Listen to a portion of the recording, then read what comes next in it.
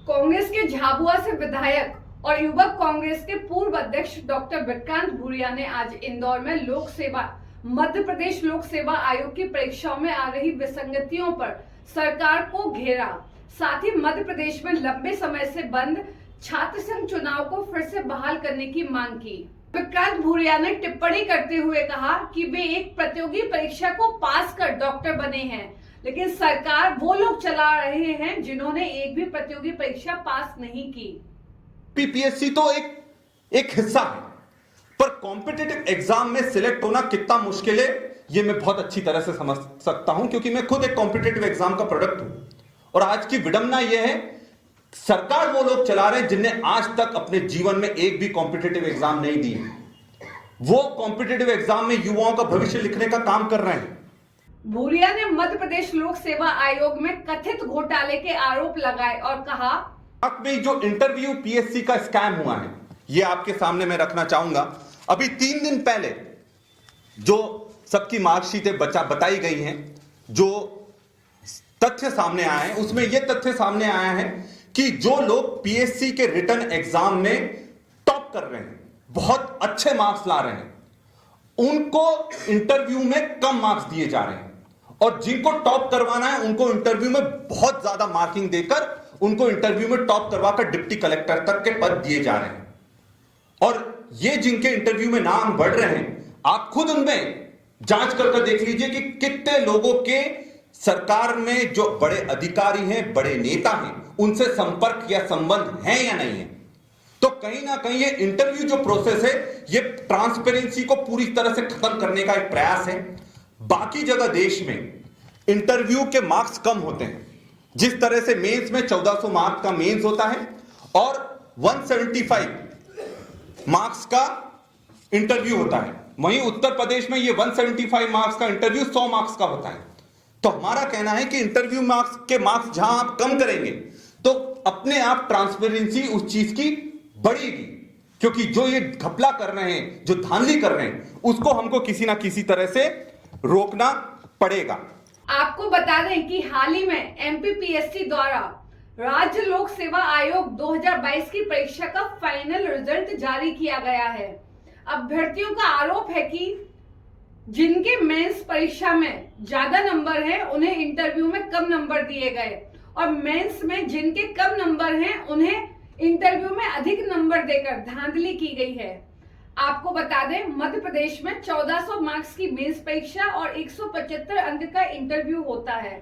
और जो बच्चों की मांगे हैं वो मैं आप सबके सामने रखना चाहता हूं कि सबसे पहले उन्होंने ये मांग की थी कि इंटरव्यू के मार्क्स कम होना चाहिए, जो बिल्कुल वाजिब मांग है कि आप 100 तक लेकर आइए, क्योंकि हाईकोर्ट का भी आदेश है कि 12% से नीचे वो सरकार की निर्णय लेने की क्षमता है कि कितने वो इंटरव्यू के मार्क्स रखना चाहते हैं।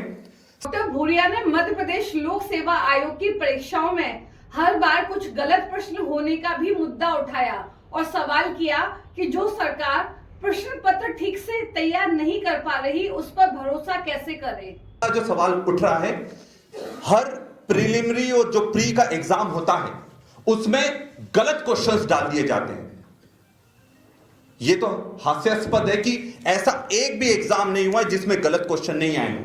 फिर उनको कोर्ट में केस लगता है, 1-1 साल 2-2 साल तक केस चलता है, उसके बाद उनको मार्क्स मिलते हैं, तब जाकर उनका कोई एडमिशन हो तो ठीक है, नहीं तो कोई बात नहीं।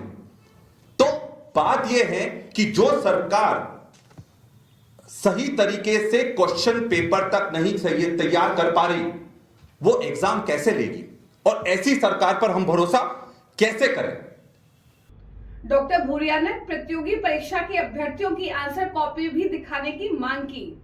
इससे पहले जो भी अगर फेल होते थे, एग्जाम के बाद, रिजल्ट के बाद उनको उनका क्वेश्चन पेपर देखने का आजादी थी, पर आज वो नियम हटा दिया गया है। अब अगर कोई बच्चा फेल होता है तो उसको अपना क्वेश्चन पेपर देखने की कोई आजादी नहीं है। तो हम ये चाहते हैं कि ये वापस से जो भी बच्चा फेल हो तो वो अपना अगर क्वेश्चन पेपर देखना चाहता है, कहां उसने गलतियां करी हैं, किन चीजों का वो सुधार कर सकता है, ये देखने की आजादी उसको होना चाहिए। 2019 से कोर्ट में ओबीसी में 27% आरक्षण के लंबित मामले पर भी भूरिया ने निराकरण की मांग की और कहा कि शेष 13% भी रिजल्ट सरकार जारी करे। तो 8713 रूल है, ये आप सबको मालूम है कि जिस तरह से ओबीसी का आरक्षण 13% सीटें उसके लिए आरक्षित की गई थी और इसको कोर्ट में चैलेंज करा गया था। फिर कोर्ट ने भी ये चीज मानी है कि हमने ये नियम में ये रोक नहीं लगाई है। मैं ये सरकार से ये मांग करता हूं कि जिन लोगों का 13% लोगों का उसमें चयन हो गया है, आप उसको जारी करें।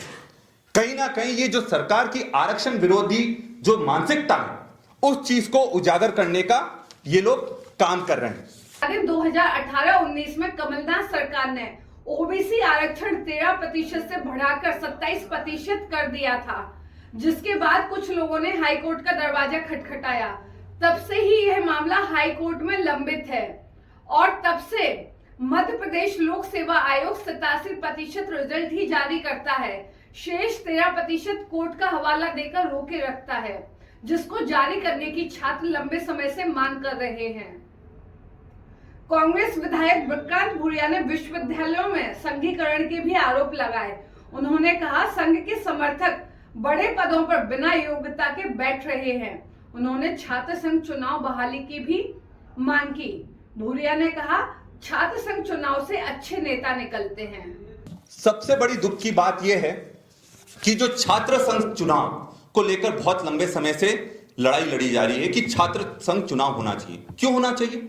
अच्छे नेता राजनीति में आए, पढ़े लिखे लोग राजनीति में आए और जो राजनीति की समझ रखते हैं वो लोग युवाओं का भविष्य तय करे, प्रदेश का भविष्य तय करे। क्यों ये सरकार इतनी डरती है छात्र संघ चुनाव करवाने से? आज हकीकत यह है कि हर विद्यालय का, हर विश्वविद्यालय का संघीकरण हो रहा है। आरएसएस के लोगों को उसमें भरा जा रहा है, शिक्षक के रूप में, प्रोफेसर के रूप में, और जो बीजेपी आरएसएस की बात करता है उन्हीं को वहां प्रोफेसर बनाया जाता है, उन्हीं को वाइस चांसलर बनाया जाता है, उन्हीं को रजिस्ट्रार बनाया जाता है और ये धांधली चल रही है। हम मांग करते हैं कि छात्र संघ चुनाव की वापस से बहाल करे जाना चाहिए ताकि अच्छे लोगों को, अच्छे युवाओं को राजनीति में आने का अवसर मिल सके।